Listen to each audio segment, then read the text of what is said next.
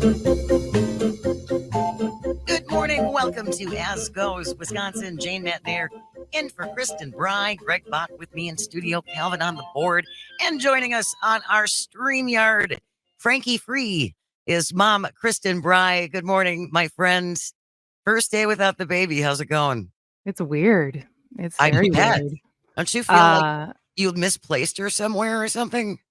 no, I know exactly where she is, but it's more weird of just having the brain capacity to not be trying to do two things at once. Because up until today, at any given moment when I have the moment to do anything except take care of her, knowing that that is a ticking time bomb until I have to go take care of her.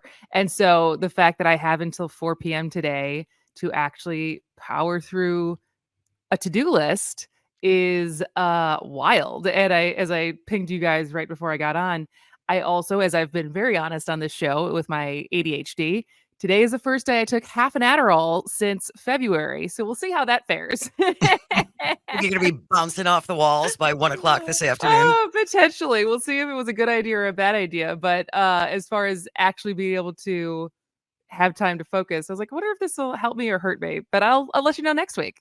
Well, because really, when you're with the baby, it's every 2 to 3 hours that she she either needs to be fed, right, or changed, or she's waking up from a nap, or so you can't really get too involved in anything before before you have to drop what you're doing. Yes.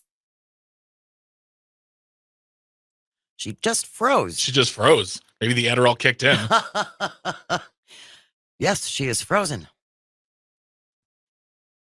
Do you want to talk smack about Kristen right now? See if she can hear us? I don't know if she can hear us or not. All I know is that she's frozen. Maybe she'll try and call in. Okay. I will send her a message. I can't even imagine what it must be like that first time you're I don't want to say handing your baby over. That seems a little, but like But that's got to be exactly what it is. Yeah. Yeah, so the baby went to they're sharing a nanny. Yes. And so Frankie Lou went to the nanny today for the first time, and it's just gotta be so weird.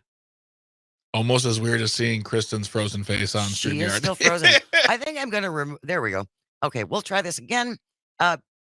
Just a reminder, coming up at 11:06, we're going to be joined by Anastasia Esther, who is not only our colleague and a producer here at As Goes Wisconsin, but she was also an attendee at yesterday's March for Washington.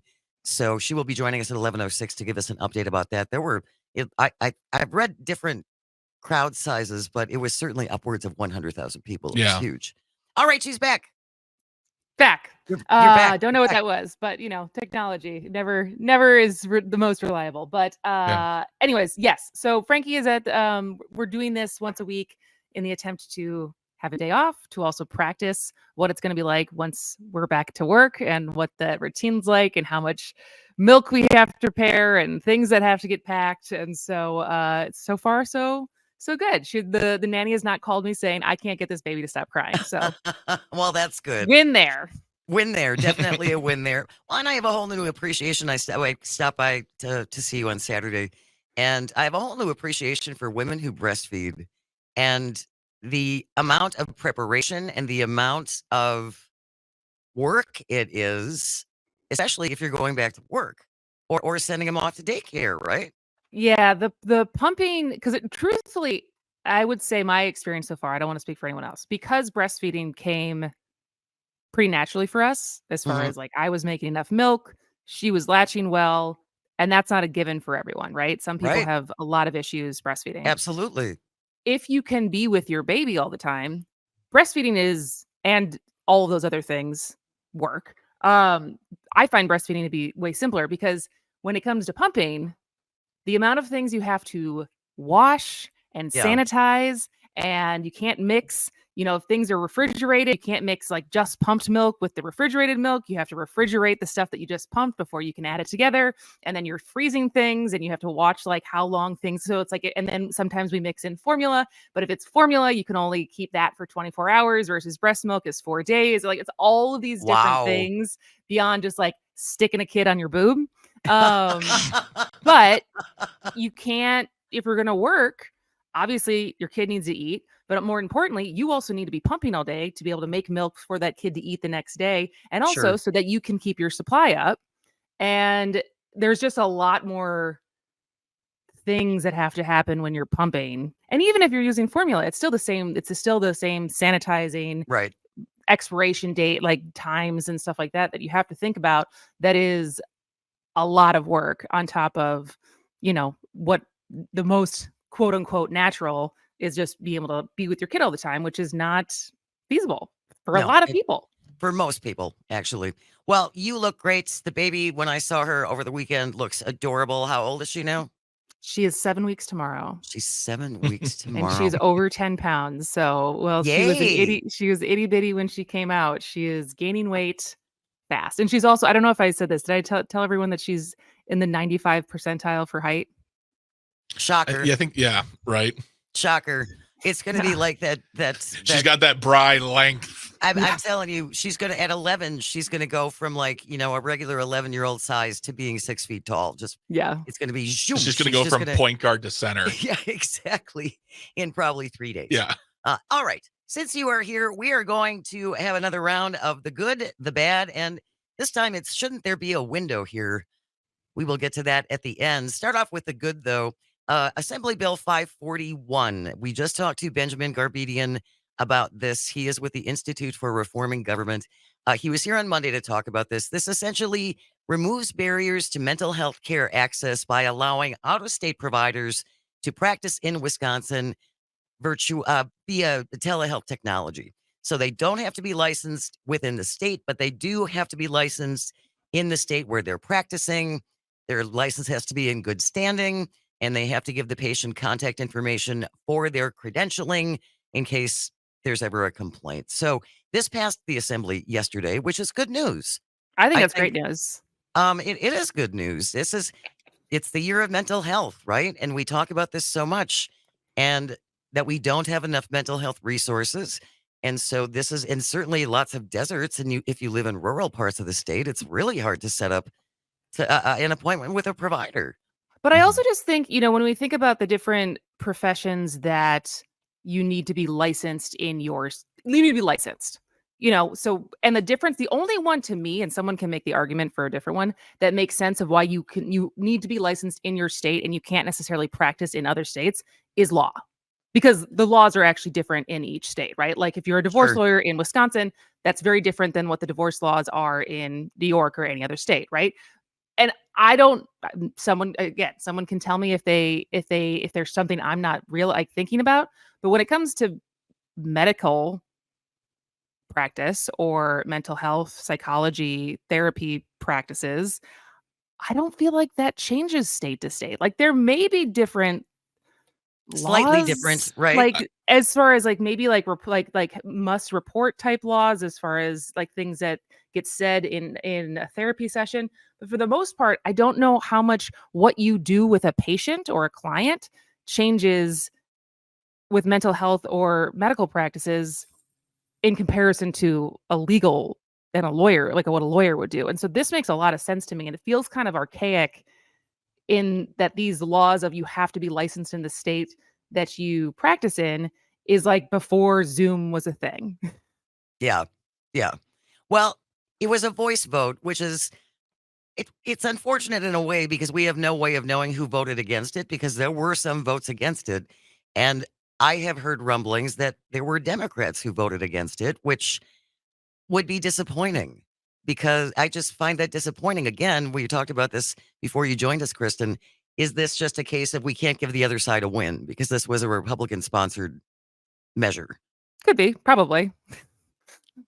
They got to I knock mean, that off. I feel like there's as much as I think there's more vindictiveness and than we always want to admit, as far as just getting the short end of the stick and sometimes not always wanting to play nice. Yeah. Yeah. As Play much as with- people talk about getting things done, I think We're still petty people, aren't we? Not all of us, but some of us, yes. Some of us are petty people. All right, moving on to the bad. Wow, huffing and puffing and shoving. Oh my, unbelievable stuff yesterday in Washington. Ousted GOP House Speaker Kevin McCarthy reportedly shoved Republican Representative Tim Burchett of Tennessee in the back while passing him in the Capitol. And Burchett is one of the 8 who voted against or voted to oust Speaker McCarthy. So, Calvin, I believe we have a little clip. Burchett says he took a direct shot to the kidneys, and McCarthy with a reply. It was a clean shot to the kidneys. You just don't expect a guy who was at one time 3 steps away from the White House to hit you with a sucker punch in the hallway. No, I would not elbow. I would not hit him in the kidney. Run and hit the guy. I did not kidney punch him. I did not shoot anything like that. You didn't shove him. No. Well, there was a reporter there from NPR who got the whole thing on tape, and she was talking to Burchett as McCarthy walked by with his security detail and allegedly, elbowed him in the back. So Burchett lunged into this reporter, and then he went chasing after McCarthy, calling him a jerk and a chicken and all that stuff. We're on the 6th grade playground. Talk about being petty. Right? Yeah. But why are we surprised at this? Didn't McCarthy and Gates almost get in a fist fight? Yeah. McCarthy almost got in a fist fight with someone that long ago. I think it was Representative Swalwell. Oh, you're right. Who's a Democrat? Who's a Democrat? And then there was one more during a hearing between the UAW in a committee. Senator Mark Wayne Mullen, a Republican from Oklahoma, called the president of the Teamsters, Sean O'Brien, a thug and threatened him to a fight. Let's take a listen to this. I'd love to do it right now. Well, stand your butt up then. You stand your butt up. Oh, hold on. Big No, guy. no, stop it. Is that your solution every poll? No, sit down. Sit down. Okay. That's Bernie Sanders is breaking this up. And Bernie Sanders is going, you're a U.S. senator. Sit down. What's wrong with you? And women are too emotional. Yes. But I was gonna make that same point, but then I remember that there was a fight between Marjorie Taylor Greene and Bobo earlier this year, also on the House floor. So, like, I don't know if women always have a leg to stand on either when it comes to where our politics are these days. Yeah. It's just so. Mark Wayne Mullen was upset with O'Brien because apparently they've been verbally sparring back and forth on Twitter, and he's got a big mouth and blah blah blah blah blah. And so so he wanted to go out, outside the walls of Congress and have a settle it like men. Settle it like manly men. And then appeared on a right-wing podcast, Calvin, and mentioned this tactic when he is in a fight. By the way, I'm not afraid of biting. I will bite. Biting? I'll bite 100%. Yeah. I'm in a fight. I'm going to bite. I'll do anything. I mean, I'm not above it. And I don't care where I bite, by the way. It just is going to be a bite. I'm not even going to ask any further questions on that. I think that basically speaks for itself. Are we pulling hair too? 1, how many fights has this guy been in? 2, how many times has he bit someone? 3, is he up to date in his shots? That's all I need to know. Yeah. Like the way he confidently is like, I don't care. I will definitely bite, and I will definitely bite anywhere. It's like, wait, what? I was saying to Jane that nothing deflates at 2 men trying to be all manly than them having to not swear and be like, get your butt up. No, you get your butt up. Like, what are we, toddlers? What is this? What's going on here? I mean, the next thing is be like, my dad can beat up your dad. That's that's the next logical step in this kind of fighting rhetoric. All right. When we come back, the good, the bad, and shouldn't there be a window here? You're listening to As Goes Wisconsin. Stay with us. We're on the Civic Media Radio Network. Good morning and welcome to As Goes Wisconsin. Jane Matnair in for Kristen Brey. She is here. You can see her on the stream if you're watching on YouTube, Twitter, or Facebook. Greg Bach with me in studio. Calvin on the board. You can always check in if you want to call or text at 844-967-2789, 844-96. Party. Thank you, Greg Bach. All right, moving on from the good, the bad. We move on to, shouldn't there be a window here? Picture this, fellow travelers. October 4th, 2023, a plane is heading to the U.S. from London with only 11 crew and 9 passengers on board. It's a single-aisle aircraft, an Airbus 321. It can seat 170, but this small group belonged to some kind of tour company that has not yet been identified, so they're the only ones on board. These 11 crew members and 9 passengers. Everyone is seated in the middle of the cabin, just ahead of the exits over the wings. So the plane is climbing.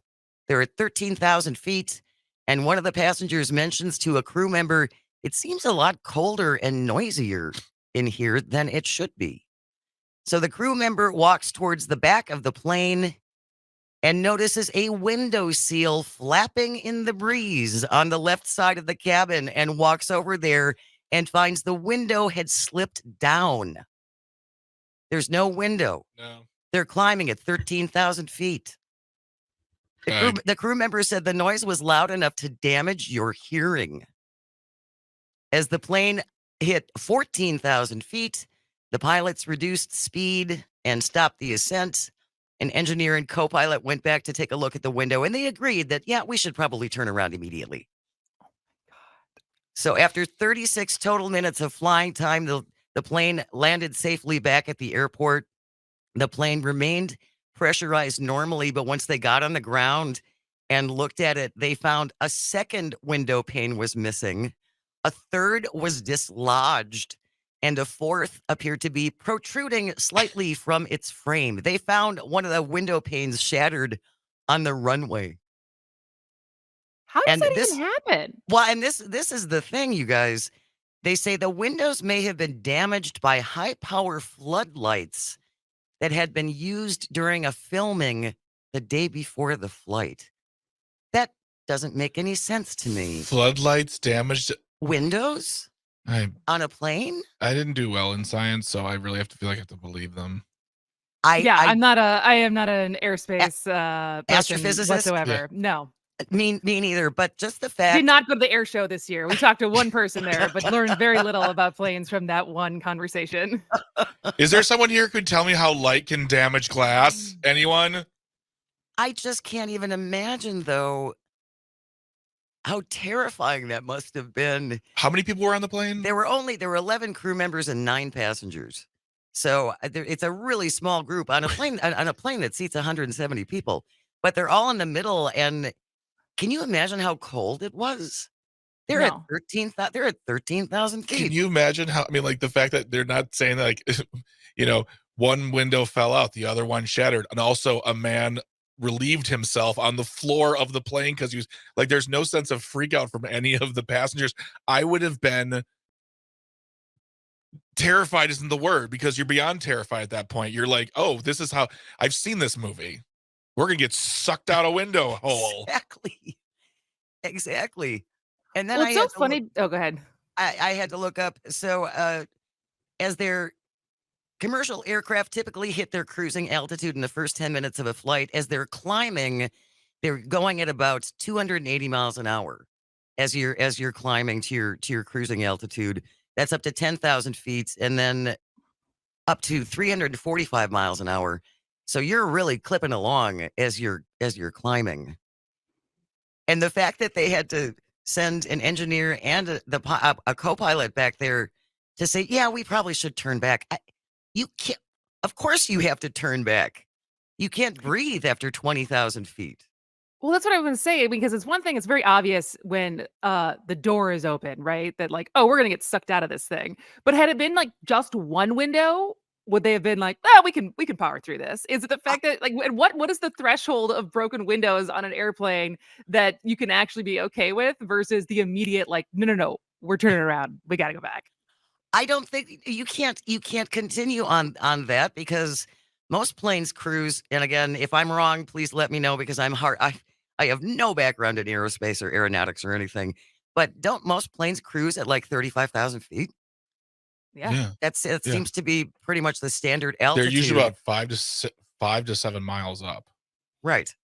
And again, you can't breathe after 20,000 feet without oxygen. They just would have waited for someone to die then, Jane. There's your marker. And now you have me thinking, Kristen, about if you keep going higher, I bet somebody could get sucked out of that window. I don't know. Those windows aren't very big. A baby could. You think you're getting sucked out of a window, Jane? You think I'm getting sucked out of a window? I'm not saying I'm definitely not. It wouldn't be. I'll plug it if anything, and you're fine. You're safe. It wouldn't be a comfortable exit. It's fine. I've lived a good life. Let's look at it like that. Yeah. Kelvin put in the chat. He said the lights must have been super hot. That's the only thing that makes sense to me. They melted the actual frame of the plane, or melted the windows themselves and warped them in some manner. Well, if you're doing traveling for the Well, holidays, I hope hold you on. have I'm a just wonderful canceling my flight to I hope Atlanta you next have a year. have a wonderful trip. Make sure Yeah, you check that window shade. it's so interesting because in reality, we know that flying is safer than driving, right? Like as far as Considerably. accidents that happen. But there's still something when you hear these stories, and I think it's just because it's so unnatural to be 7 miles in the air and doing this thing that 100 years ago, we were basically just starting to figure out as far as like humans are not supposed to be in the sky. That when we hear these stories, there's so much more terrifying than a car accident. And I don't know if it's because it happens more rarely and car accidents happen all the time, but in reality, rationally, we should be more afraid of driving than flying, and yet we're not. Like We're these not. are freaky, freaky stories that make you do Mhm. what Greg just did. It's like, do I want to fly? Yeah. Can I get my points back, please? Well, we're just about out of time. You have all kinds of things. What's your first thing on your to-do list for today? Oh, the first thing on my to-do list is a bunch of finance stuff, like credit card cleanup and some swapping of bills and closing of things and stuff that is just, it's one of those things that just sits on the to-do list forever because you don't want to do it. But once you actually Yep. do it, you're like, well, that did not take that long. Why did it take me so long to do this? Procrastination. It's a powerful thing. It absolutely is. Well, it's so good to see you. Give the baby a squeeze from us. We will see you next Wednesday at 10:33 and enjoy your day and try not to freak out with the baby at the I'll let you know nannies. how it goes. All All right. right. Bye, We'll guys. see you soon. Stay with us when we come back. Anastasia Esther will be with us. We're going to talk about yesterday's March for Israel in Washington. You're listening to As Goes Wisconsin on the Civic Media Radio Network.